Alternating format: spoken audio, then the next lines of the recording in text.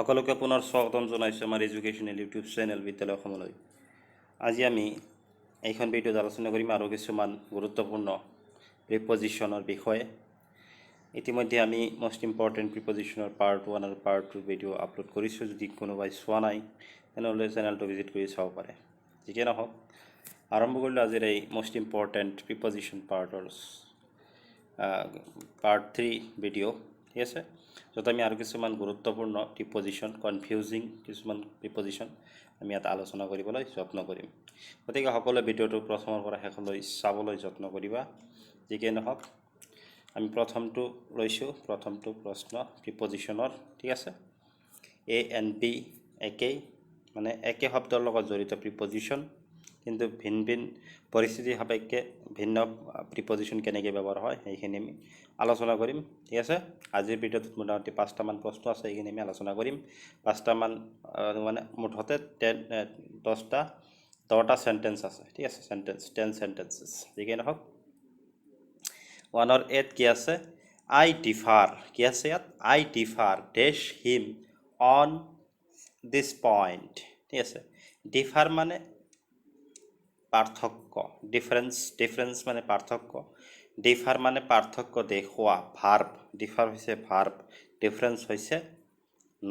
Noun form. ঠিক আছে, আই ডিফাৰ ডেছ হিম,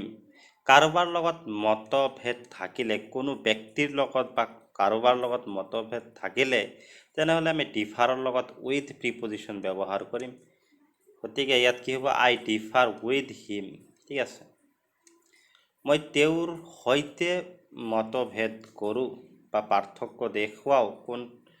on this point, এইটো পইণ্টত। ঠিক আছে, অৰ্থাৎ এইটো বিষয়ত মই তেওঁৰ সৈতে একমত নহয়। I differ with him, I differ with him. এই চেণ্টেন্সটোৰ তুলনা তোমালোকে আৰু এটা চেণ্টেন্স আছে যেনেকুৱা আই ডো নট। ঠিক আছে, I do not agri. Agri মানে সন্মত হোৱা। আই do not agree with U. ঠিক আছে, ফুল ষ্টপ। মই তোমাৰ লগত সন্মত নহয়। একেই বাক্য যেতিয়া অলপ বেলেগ ধৰণে লিখিম, I do not agree to your proposal বা advice. Yes, I do not agree. ইয়াতো এগ্ৰি আছে, কিন্তু ইয়াৰ লগত উইথ হৈছে, কাৰণ ডাইৰেক্ট ব্যক্তিৰ লগত সন্মত নোহোৱাৰ কথা আহিছে। কিন্তু ইয়াত টু প্ৰিপজিশ্যন আহিছে। এগ্ৰি টু কিয় আহিছে? কাৰণ ব্যক্তিৰ লগত নহয়, ব্যক্তিজনে যি, অৰ্থাৎ ইউ। ইয়াতকৈ তুমি মোক কিবা এটা প্ৰস্তাৱ দিছা, এই প্ৰস্তাৱৰ লগত মই সন্মত নহয়। তোমাৰ লগত সন্মত হ'ব আৰু তোমাৰ প্ৰস্তাৱৰ লগত সন্মত নহয়। পৰামৰ্শ প্ৰস্তাৱক যেতিয়া বুজাইছে তেতিয়া এগ্ৰিৰ লগত কি আহিছে? টু প্ৰিপজিশ্যন ব্যৱহাৰ হৈছে। তো আগতে কি হৈছিল? এগ্ৰিৰ লগত উইথ প্ৰিপজিশ্যন ব্যৱহাৰ হৈছিল। I do not agree with you. কিন্তু যেতিয়া I do not agree dash your proposal যেতিয়া আহিছে, তেতিয়া টু প্ৰিপজিশ্যন আমি ব্যৱহাৰ কৰিছোঁ, অৰ্থাৎ আই ডো নট এগ্ৰি। আছে, I do not agree to your proposal. ঠিক তেনেদৰে I differ with him on this point. ঠিক আছে, অন দিছ পইণ্ট, সেইকাৰণে উইথ আহিছে। তেওঁৰ লগত পাৰ্থক্য দেখুৱাওঁ, মতভেদ কৰোঁ মই। ঠিক আছে, বি নাম্বাৰটো কি আছে? এলগি হেলাই ডিফাৰ্ছ ডেছ ফাঞ্জাই। এতিয়া ইয়াত মতৰ কথা হোৱা নাই, পাৰ্থক্যৰ কথা দেখোন ডাইৰেক্টলি বুজোৱা হৈছে। যে পাৰ্থক্যগত দুটা বিষয়ৰ মাজত বা দুটা বস্তুৰ মাজত বা, ঠিক আছে, তেনেকুৱা যেতিয়া কি কৰা হ'ব? পাৰ্থক্য বুজোৱা হ'ব, তেতিয়া ডিফাৰৰ লগত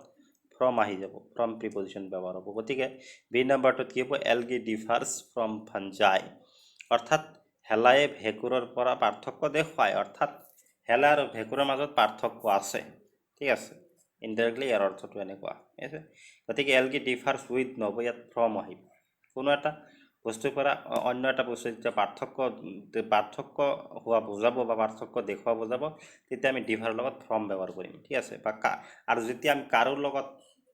কোনো ব্যক্তিৰ লগত যেতিয়া আমি মতভেদ দেখুৱাম তেতিয়া আমি উইথ সেই ব্যক্তি তাত প্ৰিপজিশ্যন প্ৰনাউন থাকিব হিম আছে ইউ থাকিব পাৰে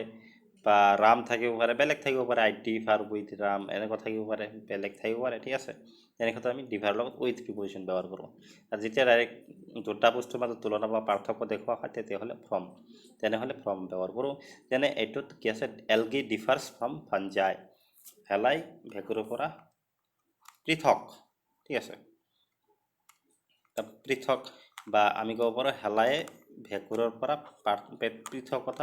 পৃথকতা দেখুৱায় ডিফাৰ্ছ ভাৰ্ব ঠিক আছে তাৰপিছত নাম্বাৰ 2 লৈছোঁ আমি কি আছে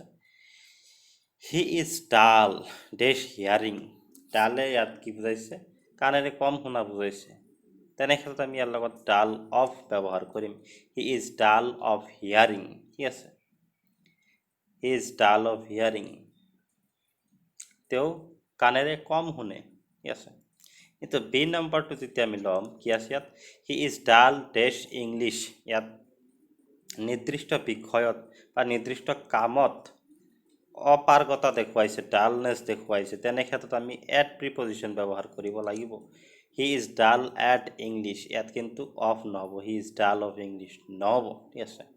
ইয়াত কাম কাৰ্য বুজাইছে কি ক্ষেত্ৰত ডাল আৰু দ্বিতীয় বাক্যটোত কি বুজাইছে মানে ক্ষেত্ৰ বুজাইছে ফিল্ড সেইকাৰণে এট প্ৰিপজিশ্যন ব্যৱহাৰ হৈছে কোন ক্ষেত্ৰত ডালনেছ দেখুৱাইছে কৌশল বুজাইছে স্কিল বুজাইছে সেইকাৰণে এট হৈছে ঠিক আছে এট ৱৰ্ক হ'ব he is dull at work মানে ইনডাইৰেক্টলি এট ৱৰ্ক ঠিক আছে ইয়াতে ইংলিছ বুজাইছে মানে ইংৰাজীত dull he is dull at English he is dull of hearing ঠিক আছে 3 নম্বৰটো লৈছোঁ আমি 3 নম্বৰ লৈছোঁ দ্য শ্বিপ ইজ বাউণ্ড কি আছে the ship is bound dash England B number A নম্বৰটো আছে তাৰপিছত বি নম্বৰটো আমি লৈছোঁ 3B ৰাম ইজ বাউণ্ড ইয়াতো বাউণ্ড আছে ইয়াতো বাউণ্ডে আছে same Ram is bound dash promise to help Gita প্ৰথমটো সেন্টেন্সত বাউণ্ডে কি বুজাইছে যাত্ৰা পথ বুজাইছে কি বুজাইছে যাত্ৰা পথ বাউণ্ডে কি বুজাইছে যাত্ৰা পথ যেতিয়া বাউণ্ডৰ দ্বাৰা যাত্ৰা পথ বুজোৱা হ'ব তেতিয়া আমি বাউণ্ডৰ লগত সদায় ফৰ প্ৰিপজিশ্যন ব্যৱহাৰ কৰোঁ গতিকে এপ্ৰপ্ৰিয়েট অপশ্যনটো হ'ব আমাৰ ফৰ ঠিক আছে the ship is bound for England দ্বিতীয়টোত কিন্তু যাত্ৰা পথ বুজোৱা নাই বাধ্যকতা বুজাইছে কি বুজাইছে দ্বিতীয়টো সেন্টেন্সত বাধ্যকতা বা বাধ্য বুজাইছে ৰাম ইজ বাউণ্ড ৰাম বাধ্য তো বাধ্যকতা বুজালে তাৰ তেনেক্ষেত্ৰত আমি বাউণ্ড শব্দটোৰ লগত ৱৰ্ডৰ লগত বা বাউণ্ডৰ পিছত আমি বাই প্ৰিপজিশ্যন ব্যৱহাৰ কৰোঁ BY বাই প্ৰিপজিশ্যন ব্যৱহাৰ কৰোঁ গতিকে ইয়াতো আমি বাই প্ৰিপজিশ্যন ব্যৱহাৰ কৰিম Ram is bound by promise অৰ্থাৎ তেওঁ ৰামে যি প্ৰমিছ কৰিছে ঠিক আছে সেই প্ৰমিছৰ দ্বাৰা ৰাম বাধ্য টু হেল্প গীতাক হেল্প কৰিবলৈ অৰ্থাৎ ৰামে গীতাক প্ৰমিছ কৰিছিল ঠিক আছে যে প্ৰমিছ কৰিছিল যে তেওঁ তাইক সহায় কৰিব সেইকাৰণে ৰামে বাধ্য তাইক সহায় কৰিবলৈ কিহৰ কাৰণে তেওঁ যে প্ৰমিছ কৰিছে প্ৰমিছৰ কাৰণে তেওঁ বাধ্য বাউণ্ড সেইকাৰণে ৰাম ইজ বাউণ্ড ইয়াত বাই প্ৰিপজিশ্যন ব্যৱহাৰ হৈছে ফৰ প্ৰিপজিশ্যন ব্যৱহাৰ হোৱা নাই কাৰণে ইয়াত যাত্ৰা পথ বুজোৱা নাই ঠিক আছে গতিকে Ram is bound by promise to help Gita গতিকে এপ্ৰপ্ৰিয়েট অপশ্যনটো কি হ'ব আমাৰ বাই হ'ব ঠিক আছে the ship is bound for England the bus is bound for Guwahati তেনেকুৱা ঠিক আছে Ram is bound by promise to help Gita নিশ্চয় তোমালোকে বুজিব পাৰিছা অসুবিধা হ'ব নালাগে এতিয়া আমি নেক্সট নাম্বাৰ লৈছোঁ নাম্বাৰ 4 কি আছে ইয়াত a number he was charged ঠিক আছে ইয়াত কি আছে he was charged dash theft চুৰি ঠিক আছে চাৰ্জড ইয়াত কি চুৰি কাণ্ডত তেওঁক কি কৰা হৈছে অভিযুক্ত কৰা হৈছে ইয়াত অভিযুক্ত কৰা হৈছে হি ৱাজ চাৰ্জড অভিযুক্ত কৰা হৈছে ঠিক আছে অভিযুক্ত যদি কৰা হয় তেনে ক্ষেত্ৰত চাৰ্জৰ লগত কি হ'ব আমাৰ উইথ প্ৰিপজিশন ব্যবহাৰ হয় চাৰ্জৰ লগত আমাৰ কি প্ৰিপজিশন ব্যবহাৰ হয় উইথ প্ৰিপজিশন ব্যবহাৰ হয় গতিকে ইয়াত কি হ'ব হি ওয়াজ চাৰ্জড উইথ হ'ব অফ আছে উইথ আছে ফৰ আছে গতিকে এপ্ৰোপ্ৰিয়েট অপশনটো হ'ব with theft he was charged with theft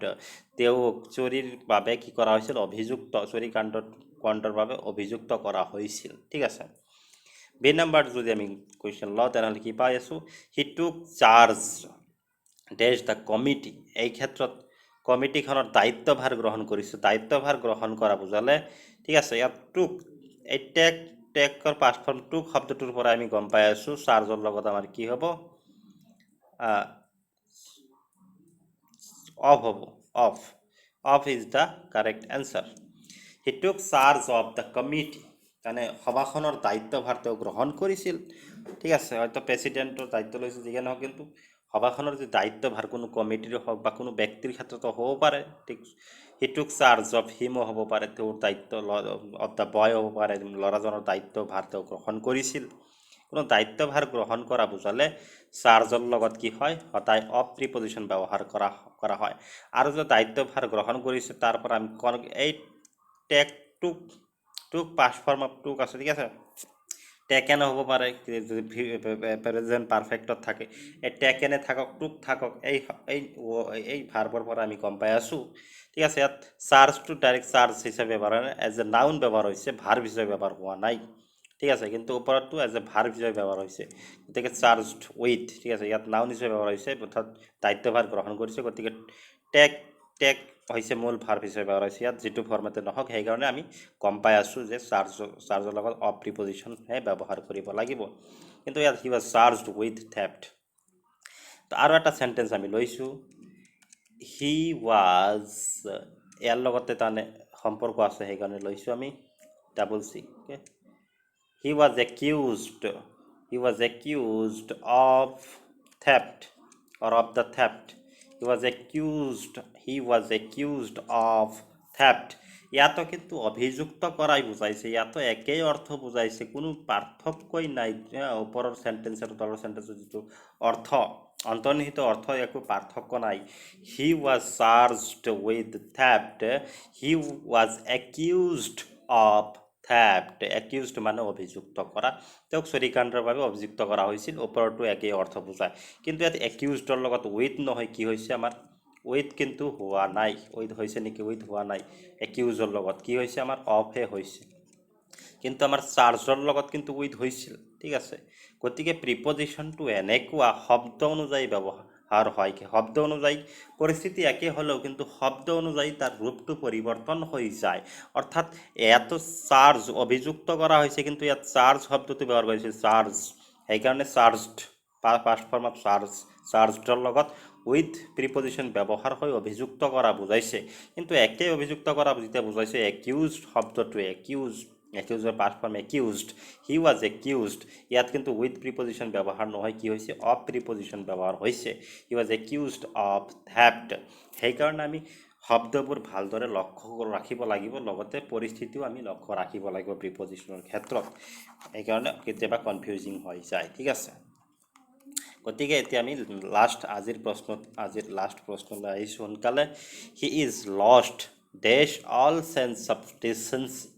লষ্টে যেতিয়া হেৰুৱা প্ৰকৃততে হেৰুৱা অৰ্থ প্ৰকাশ কৰিব তেনে ক্ষেত্ৰত লষ্টৰ লগত টু প্ৰিপজিশন ব্যৱহাৰ হয় লষ্টৰ লগত কি প্ৰিপজিশন ব্যৱহাৰ হয় টু প্ৰিপজিশন ব্যৱহাৰ হয় গতিকে প্ৰথমটো সেন্টেন্সত টু প্ৰিপজিশন ব্যৱহাৰ কৰিব হেৰুৱা অৰ্থত ব্যৱহাৰ হৈছে লষ্ট শব্দটো ঠিক আছে he is lost to all sense of decency ঠিক আছে সেইকাৰণে টু প্ৰিপজিশন ব্যৱহাৰ হৈছে কিন্তু বি নম্বৰ যদি আমি চাওঁ তেনেহ'লে কি আছে he was lost dash deep thought গভীৰ চিন্তাত মগ্ন হৈ পৰিছিল মগ্ন হোৱা বুজালে হেৰাই যোৱা মানে কি মগ্ন হোৱা মানে ইয়াত লষ্ট হৈছে মেটাফৰিকেল ফৰ্মত ব্যৱহাৰ হৈছে মানে প্ৰকৃততে হেৰুৱা বুজা নাই মগ্ন হোৱা বুজাইছে মানে একেবাৰে বিলীন হৈ যোৱা বুজাইছে তেনেকুৱা অৰ্থ ব্যৱহাৰ কৰিলে তেনেহ'লে লষ্টৰ পিছত আমি কি কৰিম ইন প্ৰিপজিশন ব্যৱহাৰ কৰিম আই এন ইন গতিকে এপ্ৰপ্ৰিয়েট অপশ্যনটো হ'ব ইন আছে প্ৰথমটোৰ ক্ষেত্ৰত এপ্ৰপ্ৰিয়েট অপশ্যন আছিল to he is lost to all sense of decency কিন্তু B number he was lost in deep thought তেওঁ গভীৰ চিন্তাত মগ্ন হৈ পৰিছিল বিলীন হৈ গৈছিল নতুবা he was lost in deep study হ'ব পাৰে মানে গভীৰ অধ্যয়নত তেওঁ মগ্ন হৈ পৰিছিল deep study or in study ঠিক আছে যিকি পৰিস্থিতি যিকি নাথাকক যদি মগ্ন হোৱা বুজায় বিলীন হৈ যোৱা বুজায় তেনেহ'লে লষ্টৰ লগত আমি কি কৰিম ইন প্ৰিপজিশ্যনেই ব্যৱহাৰ কৰিম আৰু যদি হেৰুৱা বুজায় তেনেহ'লে লষ্টৰ লগত আমি টু প্ৰিপজিশ্যনেই ব্যৱহাৰ কৰিম ঠিক আছে নিশ্চয় তোমালোকৰ কোনো প্ৰব্লেম হ'ব নালাগে এইখিনি যিখিনি প্ৰিপজিশ্যন আমি আলোচনা কৰিলোঁ তৃতীয় খণ্ডটোত ঠিক আছে আৰু আগলৈ আৰু তেনেকুৱা ধৰণৰ প্ৰিপজিশ্যন জটিল প্ৰিপজিশ্যন আমি